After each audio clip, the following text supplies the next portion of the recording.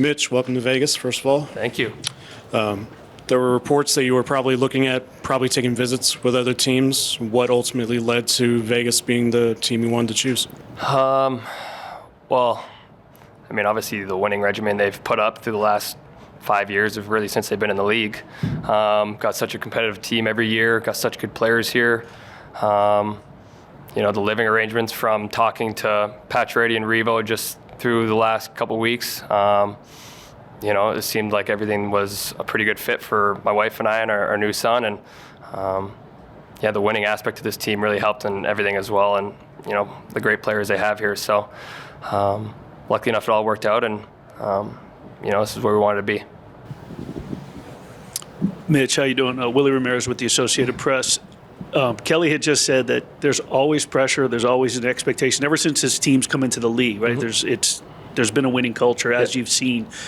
You come from a city and an organization where there's been pressure for decades. Mm-hmm. What's attractive most to the challenge of going from there to here and running right into this challenge with this roster, this locker room, this culture? That's a good question. I mean, you want to be in a place where you want to win. That's the whole goal of why we do this. You want to hoist that Stanley Cup. This team has shown that they can do it.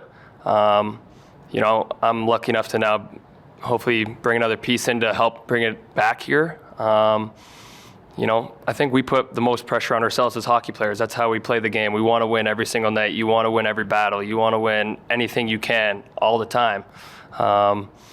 Like I said before, this team has, since it's entered the league, really pushed to, push the boundaries and be that winning team. And, that's where I want to be. I want to be in a winning situation. I've been lucky enough that I've been on some very good teams that just, haven't. Sorry, everyone, that's my father, eh? New. Welcome to Vegas, eh?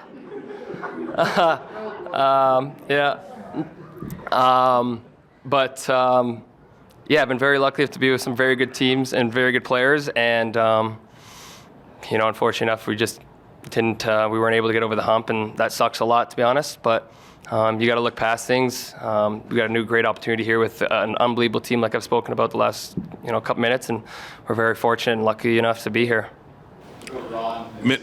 Mitch, welcome to Vegas. Your thoughts on Vegas as a city, experiences that you've had being here in Vegas and playing against the Knights in T-Mobile Arena. Yeah. What's it like for you?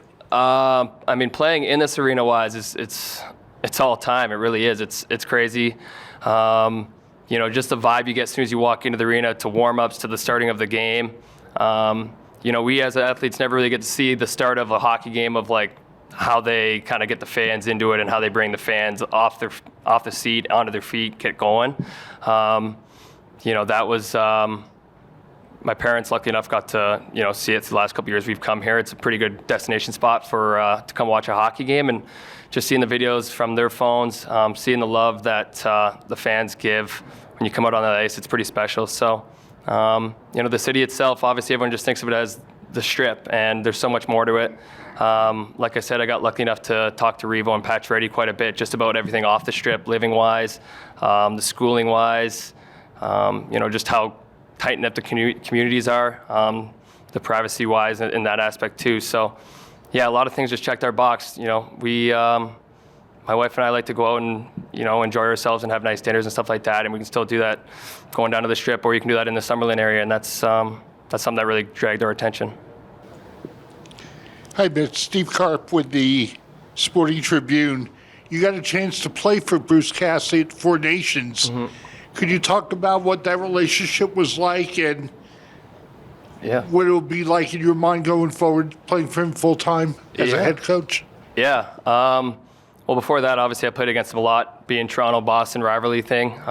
Played a couple playoff series against him, and he's always been a high-end coach. Getting to know him very personally-wise at the Four Nations was awesome. Just his help with the power play throughout that tournament was amazing. With his power play that was going on here the whole year, of how deadly they were really all year.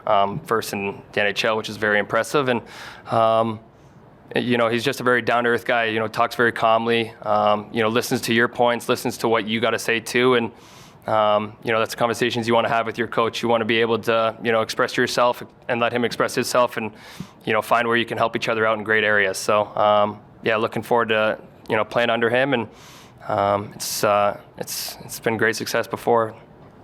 Jesse, Ken, Vince. Hi, Mitch. Jesse Granger at The Athletic. You don't hit free agency often as a hockey player. What were the conversations like between you and your agent and to turn down that opportunity to sign this deal ultimately? It was a wild one. It was unexpected in a way. We didn't know what was really going to happen. I expressed to my agent that, we had a couple teams that we really liked and really wanted to look forward to meeting with and talking with. And, I thought through just speculation, stuff might really start falling around draft night. I think that's when stuff kind of happens, especially with sign and trade stuff. So we were kind of just hanging out at home, not knowing really what was going to happen. With a bit of speculation, maybe something might happen eventually. And then, I don't know, my agent called. We kind of got the word on Friday night that something might be going down with Vegas and Toronto, and, how that feels to my wife and I. And like I said, this was a spot that was very high on my list, and, we wanted to come here, and kind of went back to my agent and said, I'm open to doing this if we can find a way to do it. And, a couple hours later, Kelly called me and said that, we got a deal going on. So was very happy, very, very fortunate. And I don't know, we thought about going to free agency, but this is the place we want to be. We didn't want to lose that opportunity, and we want to join this hockey team. Kelly had said that they've kind of been interested in you for a while, that there was potentially something around the trade deadline, 3-team deal. I don't know exactly what it was, but when was the first time it actually got on your radar that it was possible that you were going to come here? And when was the first time you actually had real discussions with anyone, family, anyone around you that's like, should we go to Vegas? Yeah. Well, I guess that really kind of hit trade deadline day. I think it was the day. I think that the day prior we got offered a trade to go somewhere else. My wife was 7 or 8 months pregnant at the time, and we weren't really going to go somewhere that was maybe just going to be a short stint. If we were going somewhere, we were going to sign for an extension, raise our child there and grow up there. And then we kind of heard that Vegas might be interested in doing a 3-way deal. From what it sounded like, not much really kind of happened going forward process-wise with trying to work the 3 teams. But that was kind of when we started really talking, saying, well, it sounds like Vegas got interest in us. We have interest in them. That's kind of when we started sitting there in a while, trying to think of it in a way, but not overthink it, I guess. At that time, I was still very committed to playing Toronto hockey. Wanted to focus on just being there and finishing a job there. So I'd say really when kind of the season ended, after the next 2 or 3 weeks, I sat down with my whole family, our agent, and went through kind of the discussions of what stuff could look like, how we can figure this out. And luckily enough, Vegas came with, the deal on Friday. And like I said, we talked about that. This was our first destination we would like to go to. And it worked out very well. Hey, Mitch. Vince Sapienza here with Fox 5. Just curious, I'm sure it's been a wild little bit for you. You talked about talking to Revo and Max about what about the current guys on the roster? How many have reached out, or the relationships you've had, whether it be Team Canada or just growing up through your years? Yeah. I reached out, or Stoney reached out to me Saturday morning, I want to say it was, Friday night, Saturday morning. And then Jack texted me, I think it was Saturday morning. And then a couple other guys just kind of texted me throughout the last couple days. Got thrown in the group chat today, just kind of said hello to everyone and saw if anyone was really around town here. And it's been a lot of fun. I mean, we're just trying to find out living style now, living wise, where we're going to try to, find our home and stay for, the 8 years. And it's been great. They've been welcoming us with open arms. The wives have been extremely helpful to my wife. And we're extremely grateful for that. And it's a team that has a lot of star power. But getting to meet Theodore, Hill, and Stoney this year at the Four Nations was awesome as well. Just kind of, not just for myself, my wife's side of things, just talking to them about the living style and everything like that as well. And for my side of things, wasn't too much real talk about coming to Vegas at that time. It was more so just, trying to win a gold at the Four Nations with those guys, and just playing beside them, getting to know them very well. They were very committed, hardworking guys that, whatever they got put in front of that they needed to win, they just did what they had to do, and that was pretty eye-opening and special. Mitch, for a lot of the guys that have been here, well, the 3 guys have been here for the whole time, and then other guys that we've seen start families here, they've all commented on how it's different. The mindset changes. You go from being a superstar hockey player to a family man, and all of a sudden your priorities change. Yeah. You talked about the community, talking to Revo and Max, and how that became important. Can you just talk about the progression of being a young superstar in Toronto, growing into your career, and now how the priorities have changed to also including being a family man and a brand new father? Yeah, it's been eye-opening in a way. To be honest, it's been really special. Being there for my son's birth, and just seeing how strong and amazing a woman's body and my wife was in that moment was it was tough to explain. I mean, if you have a child, I think it's tough to explain that kind of moment. But quickly things change. I mean, we were going into the second round, I believe, right before we had Miles, and hockey's such a priority in all of our minds. But as soon as I kind of got home from the rink immediately after games or anything like that, I was trying to figure out how I can help my wife with my son and try to, regardless of staying up late some nights, trying to take care of him or trying to help my wife just get a couple hours of sleep between times of feeding. It really changes your mind quickly. And I was fortunate enough to have a lot of guys on Toronto that had children that gave me the rundown multiple weeks beforehand. But as a kid, I guess, in a way, or as a person, you just sometimes think, it's not, it'll be different or something, and then it happens, and you're thankful for the lessons that other people taught you throughout the way, and but your mind definitely changes to being a family man than just a hockey player. Hey Mitch, it's Nick Walters with Channel 13. First of all, congrats. Many hockey fans' reaction when they first saw the news was Mitch Marner's going to get to play with Jack Eichel. I know you played on Team Canada, he was on Team USA, but what do you admire about his game, and how do you think you guys could really pair on the ice? Yeah, I'm really looking forward to it. That's obviously an exceptional player, a guy that really moves well up and down the ice. Both ends of his ice, very responsible.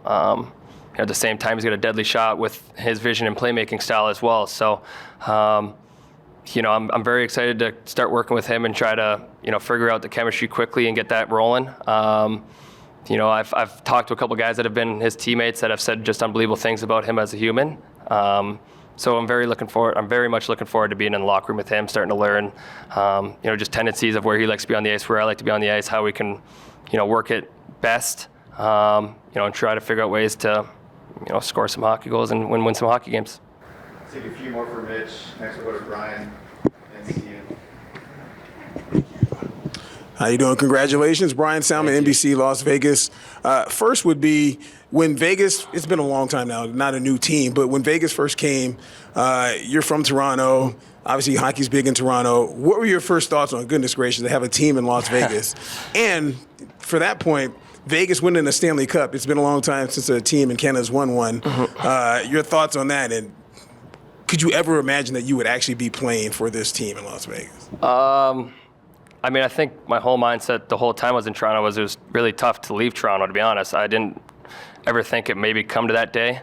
When Vegas first came into the league, I think it was a shock. Like, everyone thought it's going to be a team that is going to be competitive, but a lot of teams are going to come in here and maybe do some stupid stuff the night before hockey games. I think that's what everyone's thought was, and some thoughts.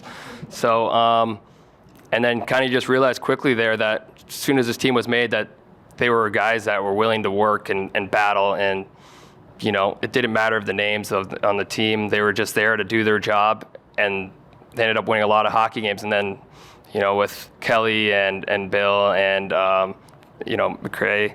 McPhee, sorry, thank you. I'm still new. Let me try to get. I'm trying to get all everyone's names down, but they started just really making a winning atmosphere here, and really pushing.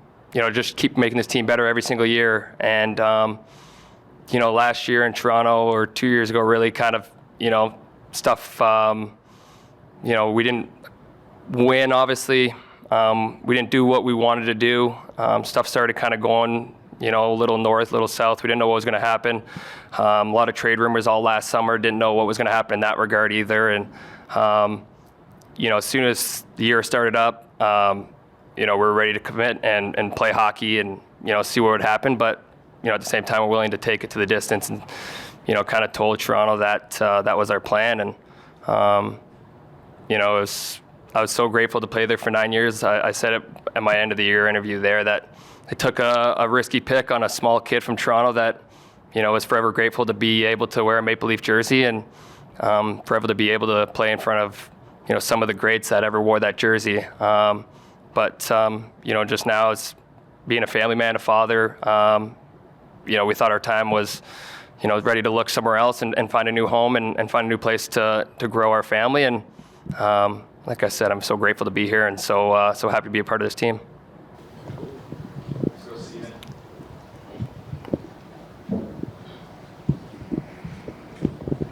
Hi, Mitch. Welcome to Vegas. I guess being able to go back to wearing 93, maybe the significance of that number and how excited you'd be able to put back on 93 after all those years in 16. Yeah, I'm very excited about it. The first actually kind of time I saw it on someone was on my son. So me and my wife in our hotel room put it on him, and it was just a really special moment. It's a jersey that I wore with the London Knights for the 3 years there and had great success with it and really enjoyed the number. And my dad was a big Dougie Gilmour fan growing up, and then I, luckily enough, got to watch some great highlight clips of him. And he was a little guy at the time and was just a little buzzsaw out there that really kind of annoyed people out there. And from that moment on, I wanted to wear 93, and obviously that number's retired in Toronto for great reasons. And as soon as I came back to a new team, I was talking to Kelly on Friday night, Friday night I think it was, and he kind of gave me the call of what number I want to wear, and I said 93, and I think he had a pretty good understanding of me going back there before I even said it. So I'm very happy to be back going to it, and hopefully it brings great success. Take a last call. Questions for Nick? Well, Mitch, I guess it's full circle since this is the second team you've been on that are the Knights. How has this kind of felt like destiny for you almost to be in the seat you're in right now? Yeah, it's a full circle moment for sure. It's a really cool feeling to, obviously it's the Vegas Golden Knights, but to be called the Knight again, something I took with great passion when I was in London, and something I'm going to take great passion with being here in Vegas. And very much looking forward to the start of the season and getting going here and getting around the guys and, just really finding our way to how we can help this team win hockey games.